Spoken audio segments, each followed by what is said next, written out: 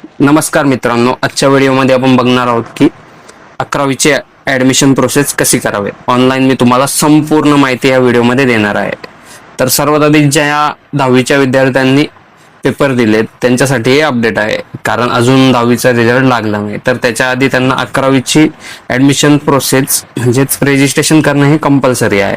30 तारीख ही सरकारने लास्ट दिलेली आहे. तर म्हणून ज्या ज्या विद्यार्थ्यांनी अजूनही रजिस्ट्रेशन कंप्लीट केलेलं नाही, प्रोसेस कंप्लीट केली नाही, त्यांच्यासाठी हा स्पेशली हा व्हिडिओ आहे. तर त्यांनी लवकरात लवकर ॲडमिशनची प्रोसिजर कंप्लीट करावी, रजिस्ट्रेशन तरी करून घ्यावे.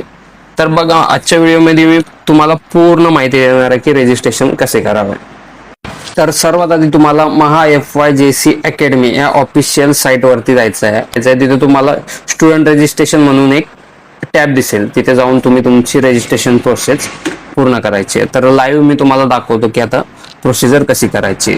तर ऑफिशियल साईटवरती आल्यानंतर बघा, रजिस्ट्रेशन टॅबवरती क्लिक केल्यानंतर ॲप्लिकंट 10 स्कूल एरिया हे ऑप्शन दिसतंय. त्याच्यानंतर तुम्हाला विद इन महाराष्ट्र म्हणजे तुम्ही महाराष्ट्रीयन आहे तर त्याच्यानंतर तुम्ही 10 स्टँडर्ड, तर तुम्हाला इथे सीट नंबर टाकायचा आहे 10चा. तुम्ही अजून पासआउट नाही झाले तर त्याच्यामुळे सीट नंबर आणि मंथ ऑफ एक्झामिनेशन टाकायचं आहे आणि इयर ऑफ एक्झामिनेशन तुम्हाला इथे फिल करायचं आहे. तर बघा, कोणत्या महिन्यामध्ये तुम्ही एक्झाम दिली ही तुम्हाला माहिती बेसिक इथे फिल करायची. त्याच्यानंतर तुमचा मेल ID, ईमेल ID आणि मोबाईल नंबर टाकणं गरजेचं आहे.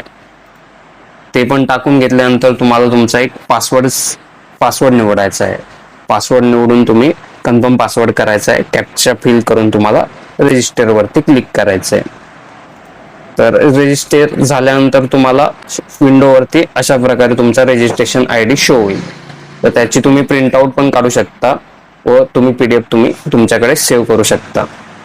तर ही तुमची रजिस्ट्रेशनची प्रोसिजर आहे. तर आता पुढची जी प्रोसिजर आहे तुमची प्रोसिजर 1, ही तुम्ही तुमचा 10चा रिझल्ट लागल्यानंतर तुम्हाला डॉक्युमेंट्स लागणार आहेत खूप सारे. तर ते तुम्ही तोपर्यंत काढून घ्यावे. कास्ट सर्टिफिकेट, नॉन क्रिमिलियर जे तुम्हाला गरजेचे 11वीसाठी ॲडमिशनसाठी जे गरजेचे डॉक्युमेंट्स आहे तोपर्यंत तुम्ही काढून घ्यावे. आता तुमच्याकडे वेळ भरपूर आहे तर लवकरात लवकर डॉक्युमेंट्स काढून घ्यावे, कारण ॲडमिशनच्या वेळेस डॉक्युमेंट्स नसल्यामुळे खूप स्टुडंटला प्रॉब्लेम होतो. तर अजूनही तुमच्याकडे वेळ आहे तर तुम्ही मॅन्डेटरी सर्व डॉक्युमेंट्स काढून घ्यावे. तर पुढची स्टेप मी तुम्हाला 10चा रिझल्ट लागल्यानंतर पुढची स्टेपची माहिती देणार आहे. तर नक्कीच तुम्ही माझ्या चॅनलला सबस्क्राईब करून ठेवा, जेणेकरून तुम्हाला नवनवीन व्हिडिओचे अपडेट्स मिळत राहील व 11वीचा ॲडमिशनची फुल प्रोसिजरचा व्हिडिओ मी बनवणार आहे जेव्हा तुमचा 10चा रिझल्ट लागेल त्याच्यानंतर.